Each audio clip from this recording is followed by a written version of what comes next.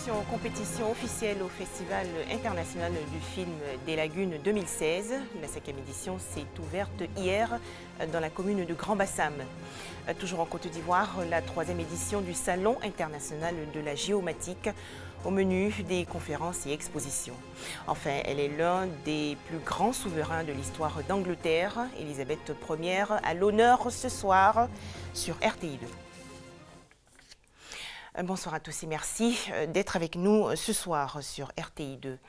Pour commencer, ce drame dans la région des Lacs et cette autre tragédie survenue dans le Bounkani. Des affrontements entre jeunes et forces de l'ordre se sont déroulés la nuit dernière à Yamoussoukro après la mort d'un homme de 22 ans arrêté par la police.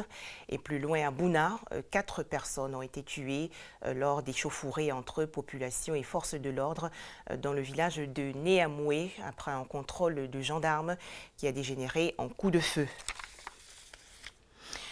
Actualité plus heureuse à présent, Grand-Bassam dans la région du Sud Comoé accueille depuis hier la 5e édition du Festival international du film des Lagunes. L'édition 2016 aura 23 films en compétition sur 25 productions diffusées dans tout le district d'Abidjan. Thème retenu, jeunesse et créativité. On fait le point avec Franck Quadio. Une limousine face au centre culturel Jean-Baptiste Moquet et en présence de la reine-mère d'Enzima Kotoko, le cinéma à l'honneur dans la cité insulaire. Grand-Bassam est choisi pour l'ouverture du Festival international du film des Lagunes, 5e édition. Le combat, c'est toujours remettre le cinéma dans le cœur des Ivoiriens. On a beau construire les salles, si on n'a pas de public, ça ne sert à rien. Donc depuis 5 ans, nous faisons ce travail pour aller vers le public, pour les ramener, pour les réconcilier avec le cinéma. Réconcilier le public avec le cinéma en salle, l'accent est mis sur les projections jeunes publics en adéquation avec le thème jeunesse et créativité.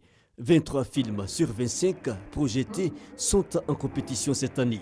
Et pour marquer le coup, sans regret, du jeune réalisateur ivoirien Jacques Trabi est le film projeté ce soir. Il plaît au public. Mais j'ai vu. Je sers dans cette maison. On parle d'un monsieur qui travaille mais qui n'arrive pas à s'en sortir. Voilà, c'est difficile. Cinéma de proximité pour susciter l'engouement. Un 7e art qui devrait de plus en plus s'affirmer. Le cinéma, ça inspire chacun de nous à pouvoir s'orienter dans la vie et prendre certaines dispositions pour le bien-être de tous, quoi. Quand on parle de développement d'un pays, il faut qu'on allie la culture. Nous croyons fermement au cinéma, nous croyons que le cinéma est un secteur pourvoyeur de devises. Le Festilag, c'est aussi la formation et le financement de projets de jeunes acteurs. Plusieurs communes et villes seront sillonnées. L'apothéose, c'est ce samedi 19 novembre où sera décerné le Grand Prix des Lagunes. Restons donc à Grand-Bassam où le Nouvel An en pays Nzima Kotoko est célébré depuis le 13 novembre dernier. La grande attraction lors de ces festivités, c'est bien sûr la Bissatour pour promouvoir la culture du peuple Nzima Kotoko. On le découvre avec Victoria Angwa. Abissatour, produit touristique et culturel rattaché à l'Abissa, patrimoine immatériel de l'UNESCO. Promotion de l'activité touristique et des valeurs culturelles de l'Abissa, telles que la critique sociale, espace de démocratie en pays Nzima et la célébration de la vie. Les enfants n'ont pas pour habitude de sortir. C'est vrai qu'ils font des sorties dans les écoles, mais ce n'est pas tout le temps qu'on leur enseigne ce que c'est que la culture ivoirienne. Alors dans le cadre de la Bissatour, nous avons tout de suite fait la visite avec le roi de Grand-Bassam.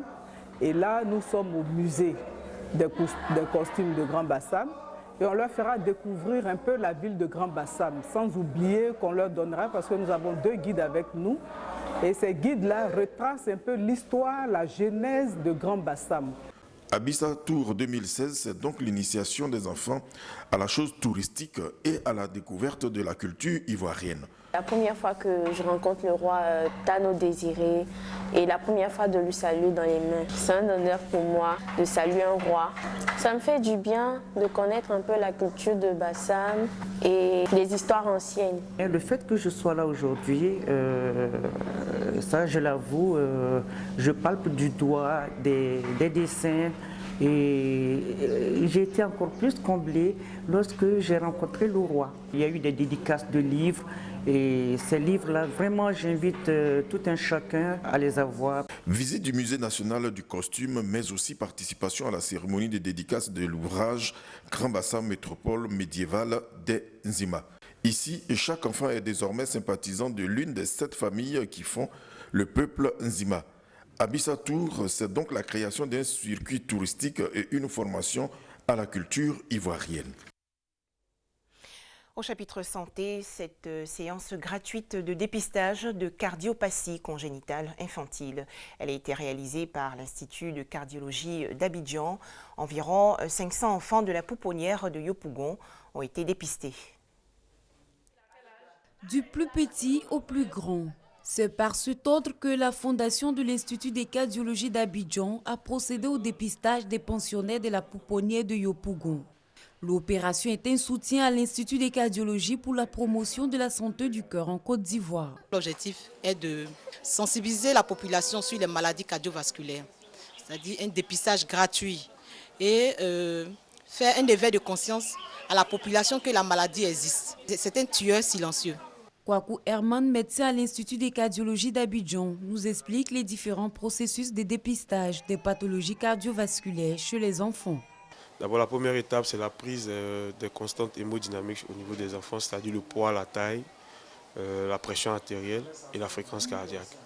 Et après cela, les enfants sont acheminés vers les médecins qui vont procéder à un examen physique de l'enfant. Et le temps essentiel de cet examen, c'est l'auscultation cardiaque.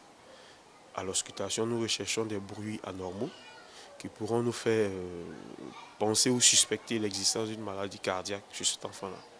La directrice de la pouponnière de Yopougon-Atier se réjouit de l'acte posé par la fondation. Nous disons merci à la fondation ICA pour cette très belle initiative de dépistage au niveau de nos poupons. Cela va nous permettre de savoir s'il y a des anomalies au niveau des enfants et de pouvoir y remédier très tôt. Au total, environ 500 enfants ont été dépistés pendant cette journée. En Côte d'Ivoire, sur 3000 naissances annuelles, 2700 bébés sont atteints de complications du cœur.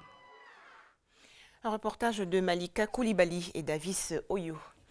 On s'intéresse à présent à la 3e édition du Salon international de la géomatique. La géomatique, c'est l'ensemble des outils et méthodes permettant d'acquérir, analyser ou intégrer des données géographiques. Au menu de cette rencontre 2016, des conférences et expositions. Victorien Angois. Le 3e Salon international de la géomatique, c'est aussi des sessions de formation des géomètres et des expositions. Les exposants sont issus de plusieurs secteurs d'activité et leur dénominateur commun, faire en sorte que, par l'information et la technologie, les terres soient administrées dans les règles de l'art. La gestion foncière est d'actualité en Côte d'Ivoire. Elle suscite même des passions parce qu'une catégorie de population se sent spoliée. C'est une situation complexe, mais aussi ça demande des résultats complexes aussi. Donc nous travaillons avec les bailleurs de fonds qui arrivent en Côte d'Ivoire pour financer les opérations de foncier, en mettant en place des bases de données, en leur donnant la connaissance du terrain et bien entendu en les aidant à pouvoir implémenter ces systèmes-là. Résolution du foncier en mettant ensemble tous les acteurs du foncier qui ensuite vont travailler ensemble. Il y a l'apport technologique que nous apportons aussi à travers nos partenaires, mais en même temps il y a l'aspect un peu social aussi. D'autres ignorent encore que le CNTIG et l'Ordre des géomètres sont des acteurs majeurs dans la protection et la valorisation de leurs biens fonciers. Le géomètre expert, c'est un ingénieur spécialiste de la mesure et un juriste spécialiste du droit foncier. C'est le premier professionnel à qui il faut s'adresser pour délimiter tout ce qui est sur la terre. Parce qu'il est doué d'une certaine expertise et légalement il est fondé pour le faire. Hernando de Soto, qui est un éminent économiste péruvien, il a dit que nos terres qui n'ont pas de papiers sont des capitaux morts. Alors qu'en Occident, comme ces terres ont des papiers, sont des capitaux actifs. Que ce soit les particuliers, que ce soit les collectivités publiques ou collectivités privées, tout le monde doit s'adresser à cette personnalité pour bien faire le travail. Parce que qui fait mal ce travail-là, il aura des soucis après parce que le foncier est source de conflit. Notre mission, c'est d'accompagner, conseiller l'État en termes de géoinformation, donc mise en place des bases de données qui vont permettre à la résolution des problèmes fonciers, l'urbanisation et la planification des travaux. Donc c'est aussi développer des systèmes de prise de décision qui sont adressés à pratiquement tous les ministères. La représentation des géomètres et du CNTIG auprès des autorités et du grand public est encore timide. Pourtant, au-delà des institutions pour lesquelles ces structures travaillent souvent, le CNTIG notamment répond aussi aux sollicitations individuelles. Un planteur peut nous solliciter, bien entendu. Aujourd'hui, avec les nouvelles lois des fonciers que nous avons en Côte d'Ivoire, le planteur a le devoir de faire immatriculer sa parcelle. Pour pouvoir le faire, il a besoin d'identifier. Et nous, au CNTG, nous utilisons les systèmes de drones qui peuvent survoler sa parcelle. Il peut ne pas vraiment faire la délimitation. Avec ces nouvelles technologies, il peut vraiment avoir le plan de sa parcelle qui va lui permettre de faire l'immatriculation. Voilà, donc tout le monde peut solliciter le CNTG. Les populations devraient s'approprier la mission de ces deux structures, surtout celle du CNTIG, qui accompagne la présidence de la République dans la quête de solutions aux problèmes fonciers.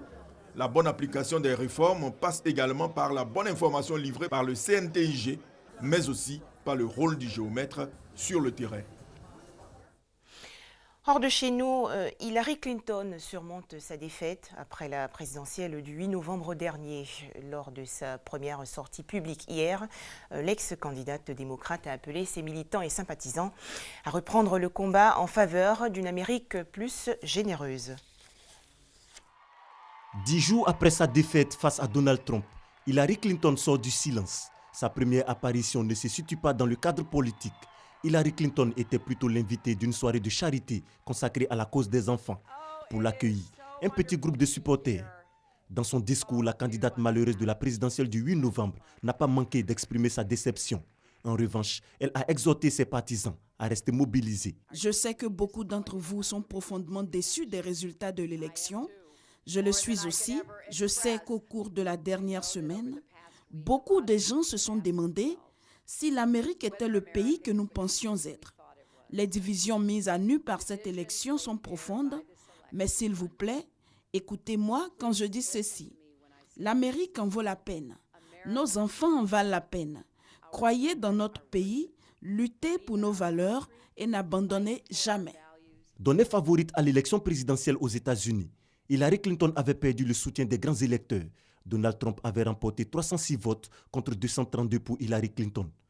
En ce qui concerne le vote populaire provisoire, le résultat du mardi 15 novembre donnait une avance d'au moins 780 000 voix, soit 61,32 millions de votes contre 60,54 millions de votes pour Donald Trump. Pour connaître les chiffres définitifs, il faudra attendre 2017 après le rapport publié par la Commission fédérale des élections.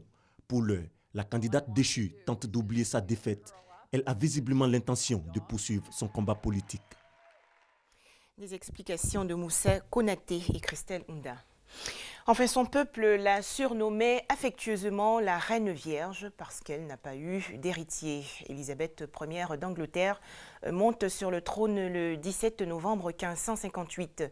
Elle va s'affirmer comme le plus grand souverain qu'ont eu les Anglais, en bâtissant notamment la puissance maritime et commerciale de son pays. Franck Quadio. Le 17 novembre 1558 monte sur le trône d'Angleterre Élisabeth Ier, âgée de 25 ans. Elle est la fille du roi Henri VIII Tudor. Élisabeth succède à son demi-frère Édouard VI et à sa demi-sœur Marie Tudor, surnommée Marie la Sanglante pour avoir longtemps persécuté les protestants. La nouvelle reine se révélera le plus grand souverain jamais eu par l'Angleterre depuis Guillaume le Conquérant. Comment ? Elle installe prudemment le rite anglican qui fait du souverain le chef de l'Église d'Angleterre, mais elle va surtout bâtir la puissance maritime et commerciale de son pays. Sous son règne, Londres dame le pion à Amsterdam et Anvers, port belge, par son dynamisme commercial. Les marins anglais se lancent à la conquête des mers. Sir Francis Drake, Magellan et Del Cano font le tour du monde. L'État de Virginie est baptisé en l'honneur de la Reine Vierge.